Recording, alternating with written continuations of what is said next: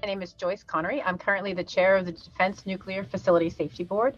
We're a small agency of the U.S. government, and our job is to oversee the safety of the defense nuclear facilities at the Department of Energy. So basically, wherever they're doing weapons work and whenever they are dealing with the waste that's the legacy waste from the weapons program, including going all the way back to the Cold War era. I have a wide policy area of expertise because I've worked in the Department of Energy, in the National Nuclear Security Administration since the beginning of my career. I've worked on issues of nonproliferation, um, nuclear security issues. I've had two tours at the White House doing counterproliferation, nonproliferation, and nuclear energy policy. And of course, right now I do safety of nuclear facilities. So it kind of runs the gamut in terms of all things nuclear. Again, I'm a policy person, but I've worked on some technical issues, and I have a specific area of expertise in Kazakhstan because I spent a couple of years there working for the department in the area of nuclear nonproliferation and policy. I'm kind of an accidental nuke. I think I started as because I was a Peace Corps volunteer in Turkmenistan and I spoke Russian. Um, and then when I was in graduate school, I was working on issues having to do with Central Asia and that part of the world. And DOE came and recruited. They were looking for somebody who spoke Russian to work on the issue of nonproliferation. Of course, I grew up yeah, in the 80s and was very familiar with what was happening with the Cold War and the fall of the wall and the aftermath of the breakup of the Soviet Union. So that was about the time I was graduating. At that point in time, the non-Lugar program was very active in trying to understand and address the issues of the weapons programs throughout the former Soviet Union. So I was recruited to go to Kazakhstan and work on some of those issues. And of course, 9/11 happened, which also kind of propelled the issue into greater light and the need to secure vulnerable nuclear materials worldwide.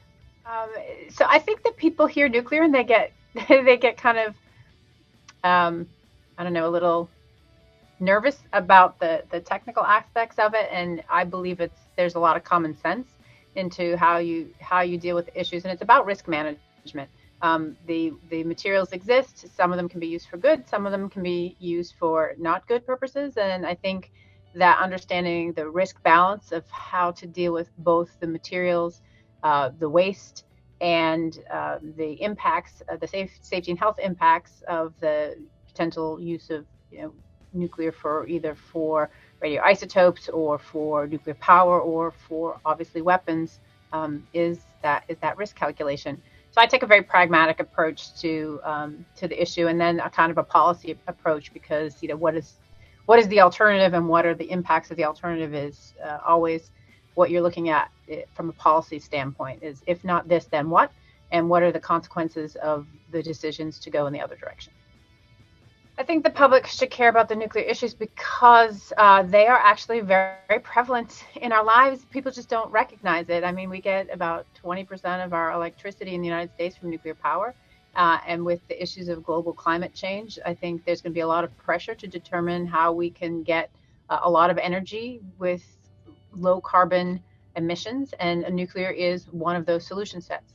But it comes with other challenges that have to be addressed. So the public has to be aware of the risks of using nuclear and the risks of not using nuclear. And from a weapons program, I think you just have to look at the geopolitics right now and what's happening in Ukraine to know that we have to be very concerned about what's happening with weapons proliferation, with countries like North Korea, but also with big power countries like Russia threatening to use nuclear weapons in Europe, which is something we haven't seen for a long time. So we have to recalculate what that means for us and for obviously the population of Ukraine and Europe in general and the world. Well, right now I'm focused because I'm at the Defense Board at looking at the trends of our nuclear infrastructure here in the United States. I think we spend a lot of time, we're looking to refresh the deterrent. I think that's something that is got bipartisan support in the Hill. But the challenge is that a lot of the facilities in which this work is being done are old, 40 years or 40 plus years old. They weren't built to to maintain themselves within the risk situation we have right now in terms of extreme weather patterns, earthquakes, things like that. They just weren't built with modern safety in mind.